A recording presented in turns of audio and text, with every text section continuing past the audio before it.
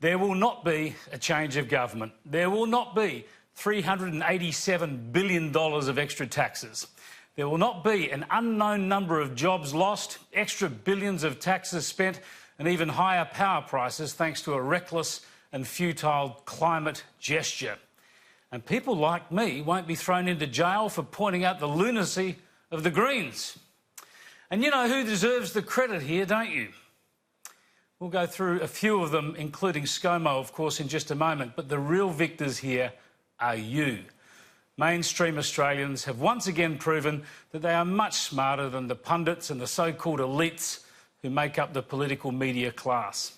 While the ABC and the Canberra Press Gallery swallowed and echoed all sorts of nonsense, such as tax increases not hurting anyone, or that all people who negatively gear houses are rich, or that climate action by Australia will stop droughts, floods and bushfires while also lowering our power bills.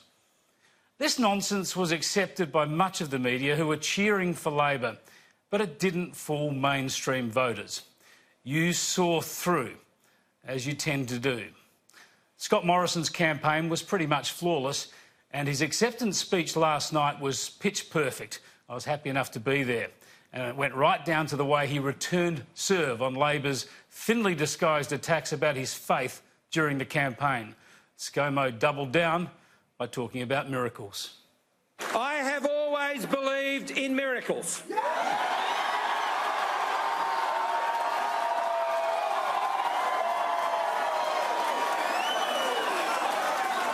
I'm standing with the three biggest miracles in my life here tonight.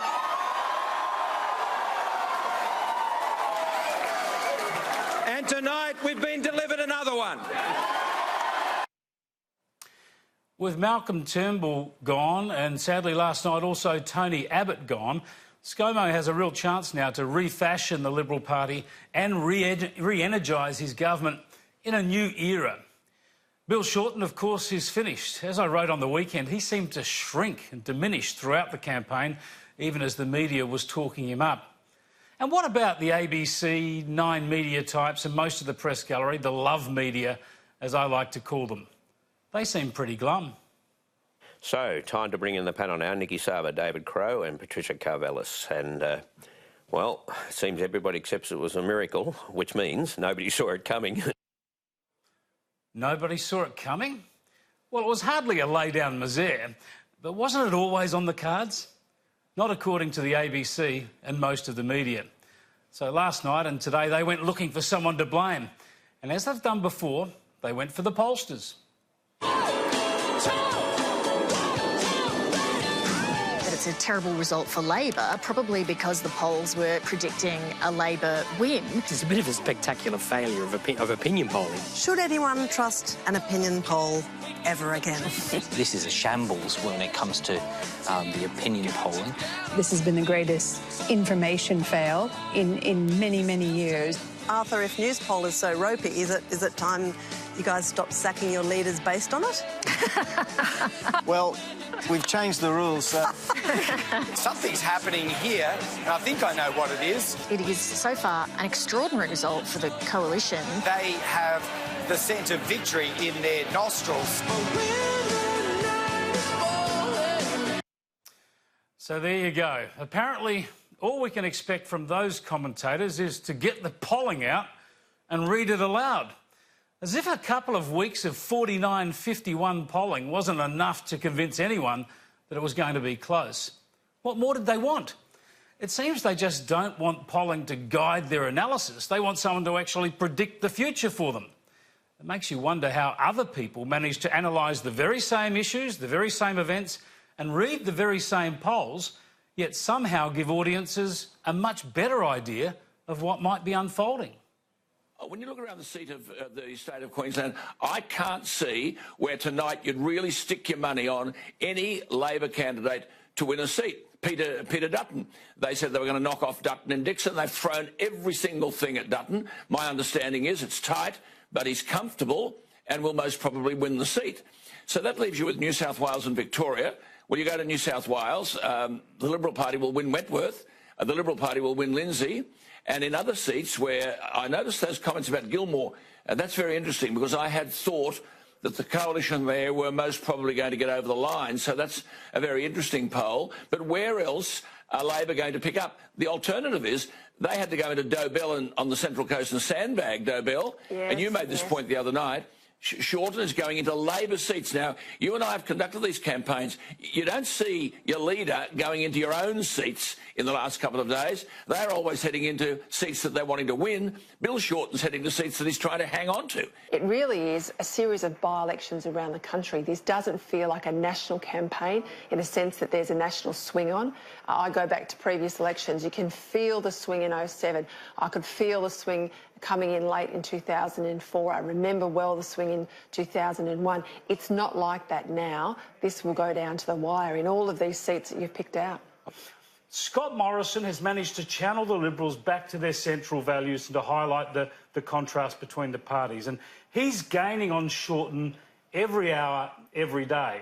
And that continues right up until this moment. So, to me, 6 o'clock tomorrow night can't come quick enough for Bill Shorten because he's gradually being run down as people wake up. But I do agree with Michael. This is John Anderson described it as the first post-truth election. Absolutely. There's been no scrutiny, no interrogation of Labor's policies. That is tragic, and I think in the end, the most likely outcome is a very narrow Labor win or minority government, but there is still hope for the coalition. I put a lot of faith in the shy Tory syndrome. I love these moments because we can replay this in about 9 months, and as usual, Troy will be wrong, Rowan will be right. This is the classic. Mark my words. Virtually everything Troy Brampston just said is incorrect. You are wrong. The Liberals are going to win the next election. Labor are not cruising to victory. Labor are cruising to defeat. The majority of commentators will tell you a Shorten victory is a certainty next weekend. But it's not. There is a possibility the coalition could win with a primary vote as low as 40. The coalition needs to pick up at least 4 seats, and it already looks likely that they'll be able to pick up seats in New South Wales, Queensland, the Northern Territory and Tasmania. But of course they could also lose other seats in Queensland and New South Wales and perhaps elsewhere. The election could well come down to how many electorates the coalition loses in the one state of Victoria. I think New South Wales is a good state for Scott Morrison. And, you know, I think it is a lot closer than Conroy, although he's been heavily involved in the numbers. I think it's a lot closer than he suggests, and it's going to be very hard for either side to hit 80. It's very possible Scott Morrison could get 75 seats and then have to rely on, you know, Wilkie or Sharkey or Katter to form government. That is one scenario that could unfold. Now, what does this all remind me of? The inevitability, do not bother going to the polls, do not vote, this election has already been decided. If only there was a recent example of the media picking a winner before the pesky people get a chance. If only there was an example, say, from the United States just 2 years ago, where, as you can see, or rather 3 years ago, 99% chance of Hillary winning. Well, what was all that? It was hours out from the election, weeks out from the election, months out from the election. As you know, I could have strung hours of that sort of stuff together. Was that just dumb luck? Was that rampant bias? Or was that people who might actually look at the events, look at the polls, stay in touch with mainstream concerns and assess what could happen? Perhaps too many in the love media are out of touch with mainstream concerns. Perhaps they tell us what they hope will happen rather than what's actually going on. Perhaps they're the ones whose bias turns their analysis into preaching. The left spends so much time mocking, abusing and sidelining anyone with a right-of-centre point of view, they don't stop to consider how this might quell right-of-centre voices in public debate and even in opinion poll gathering. The so-called shy Tory syndrome factor was indeed at play. People don't like to say they're voting Conservative, even to a pollster. So they save it for that most ingenious of Australian inventions, the secret ballot. But this isn't new. We knew it would be a factor. It was just a matter of how big. It might be time for political analysts to stop using the Twitter sphere and the chat amongst themselves to assess the issues. They might be better off considering the same questions Labor wouldn't answer. How much do climate policies cost? Who feels the pain? And what environmental benefit can they deliver? Perhaps talk to some people outside the bubble. I don't normally urge you to watch the ABC, but just for fun, do yourself a favour and have a look at some of their political programming online when you get a moment. They're looking pretty glum. It's as if they had an emotional investment in the outcome.